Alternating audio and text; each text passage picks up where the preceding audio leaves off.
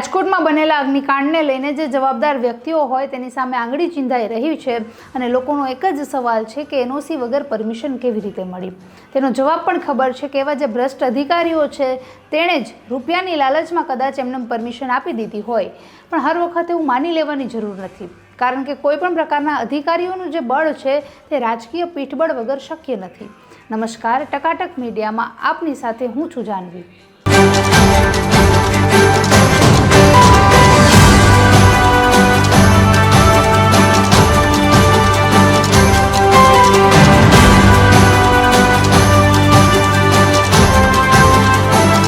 રાજકોટમાં TRP game ઝોનનો જે અગ્નિકાંડ થયો, જે રીતે ટીઆરપી ગેમ ઝોન પરમિશન વગર ચાલતું હતું, શું તમને લાગે છે કે કદાચ એક જ જગ્યા હશે કે જેની પાસે એનઓસી કે પરમિશન નહીં હોય?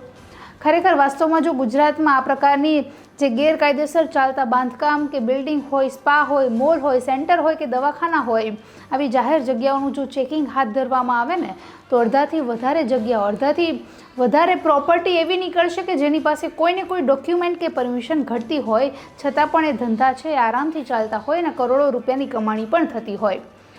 તો એક વિચારવા જેવી બાબત એ છે કે આટલી મોટી સંખ્યામાં જે ધંધાઓ ઊભા થાય છે, જેના જે જવાબદાર અધિકારી હોય, જે તે વિસ્તારના કોર્પોરેટરના જે વ્યક્તિઓ હોય, શું એમને ખબર નહીં હોય કે એમના વિસ્તારમાં આટલા મોટા ધંધા એક પણ પરમિશન વગર ચાલી રહ્યા છે?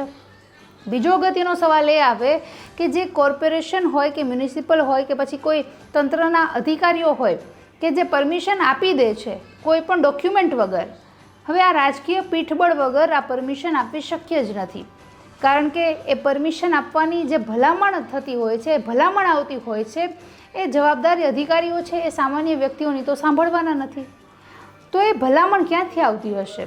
એ પણ એક વિચારવા જેવી બાબત છે। રાજકોટ ટીઆરપી ગેમ ઝોનનું જ્યારે ઓપનિંગ હતું, જ્યારે એ શરૂ કરવામાં આવ્યું, ત્યારે એક તસવીર સોશિયલ મીડિયા પરથી હરેક લોકોએ જોઈ જ હશે કે એ ઓપનિંગ વખતે સરકારી અધિકારીઓ કેટલી સંખ્યામાં હાજર હતા, એ લોકો બુકે લઈને આવ્યા હતા, એ લોકો જે શુભેચ્છાઓ પાઠવવા માટે આવ્યા હતા।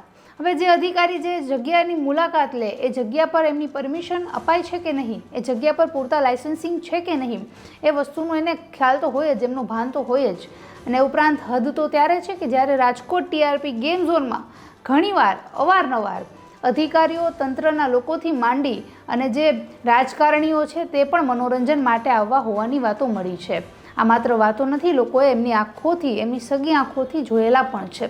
તો આ પ્રકારના જે રાજકારણીઓ છે, આ પ્રકારના જે અધિકારીઓ છે, આ બંને સાથે મળીને આ પ્રકારનું નેટવર્ક ચલાવી રહ્યા હોય તે વાતમાં હવે તથ્ય તો છે જ, કારણ કે કોઈ પણ એક વ્યક્તિથી આટલું મોટું કૌભાંડ આચરવું, આટલી મોટી જે જવાબદારી લેવી એ શક્ય નથી।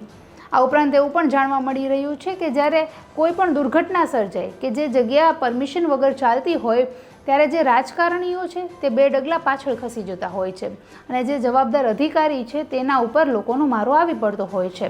જે પણ સજા હોય, જે પણ સસ્પેન્ડ કરવાની વાત આવે, બદલી કરવાની વાત આવે, એ તમામ વાતોમાં જે અધિકારીઓ હોય તે ફસાઈ જતા હોય છે।